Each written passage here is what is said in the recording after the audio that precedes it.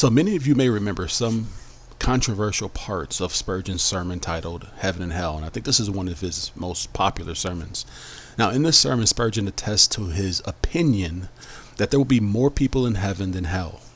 I'm going to go ahead and read to you his explanation of why he believes this from his book titled A Defense of Calvinism. Quoting, "I believe there will be more in heaven than hell. If anyone asks me why I think so, I answer, because Christ in everything is to have the preeminence.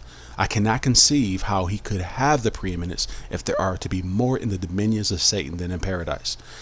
Now, before I give my take on this, I will say that I do appreciate Spurgeon's passion and his overall desire for God's ultimate glory. But where I believe Spurgeon falters is in his complete understanding of the sovereignty of God. So let's take a look at the first line in Spurgeon's statement where he flat out says, "I believe there will be more in heaven than hell." The question is, do we find verses to support this in the Bible?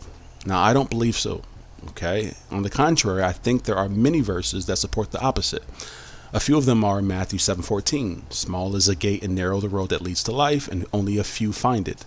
Luke 13:24. "Strive to enter through the narrow door, for many, I tell you, will seek to enter and will not be able." And one of my favorites, Matthew 22:14. "For many are called, but few are chosen." Now, let's take a look at why Spurgeon believes in his own understanding, why there must be more souls in heaven than hell.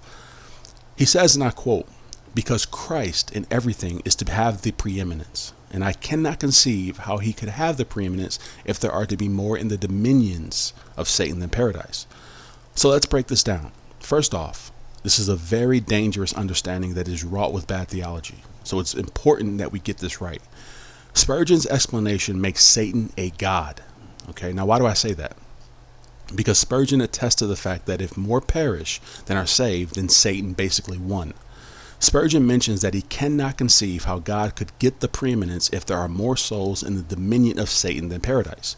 First off, hell is not Satan's dominion. Hell belongs to God, and it was created for Satan and his demons. Matthew 25:41. So it's very important to understand that. Now, here is the most important point to understand. God gets glory for every soul that enters his kingdom and every soul that perishes in hell, because both heaven and hell are his.